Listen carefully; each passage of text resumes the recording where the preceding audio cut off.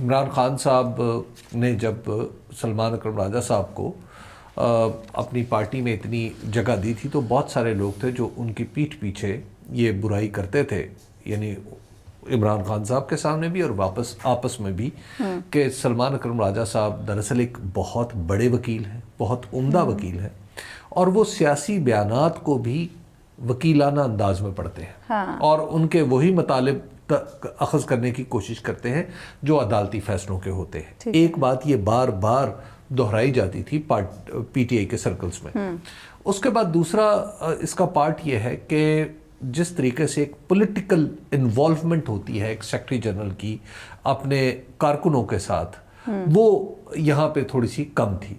آپ اس کی مثال لے لیں کہ اس سے پہلے سیکرٹری جنرل کون رہے؟ عمر ایوب، اس سے پہلے پرویز خٹک، جہانگیر خان ترین، یہ سب لوگ وہ تھے جو عملی سیاست میں بھی حصہ لیتے تھے اور پارٹی کے اندر بھی انہوں نے اپنا ایک کلاؤڈ بنایا ہوا تھا۔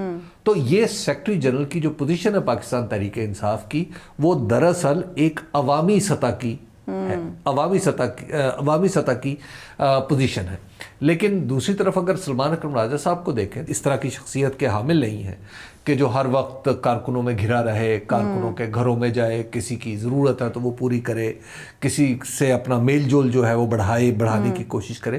تو یہ ایک جو انہوں نے کانسیپٹ دیا سیکرٹری جنرل کا پاکستان تحریک انصاف کے، وہ پہلوں سے بالکل مختلف تھا، تو لہٰذا ایک تفریق تھوڑی سی پیدا ہونی تھی۔ دوسری بات یہ ہے کہ سلمان اکرم راجہ صاحب کا عمران خان صاحب سے تعلق ہو تو ہو، لیکن پارٹی کے ساتھ ان کی شناخت ابھی حالیہ چیز ہے۔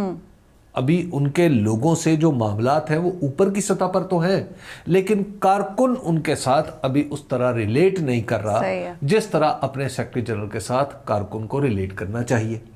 تیسری بات یہ ہے کہ سلمان اکرم راجہ صاحب بہت اکثریت سے اپنے حلقے میں جیتے، اور پھر فارم 47 آ گیا، اور ان کا جو فارم 45 ہے وہ تو انہیں لمبی لیڈ سے جتا رہا ہے، لیکن بہرحال وہ نہیں مانا گیا۔ الیکشن کمیشن نے فارم 47 جاری کر دیا اور اون چودھری صاحب ان کے مقابلے میں جیت گئے استحکام پاکستان، اور وہ نواز شریف سے بھی زیادہ ووٹ لے کے چلے گئے۔ اللہ کی شان ہے، اللہ کی شان ہے۔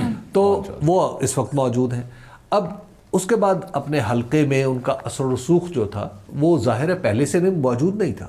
عمران خان صاحب نے انہیں ٹکٹ دیا تو ان کا اثر و رسوخ بننا شروع ہوا۔ تو یہ سارے عوامل مل کے ایک یعنی ایک طرف اشارہ کرتے ہیں کہ جو پولیٹیکل پارٹیز ہیں جس طرح ڈھیلی ڈھالی چلتی ہیں، پاکستان تحریک انصاف ان سے بھی زیادہ ڈھیلی ڈھالی چلتی ہے۔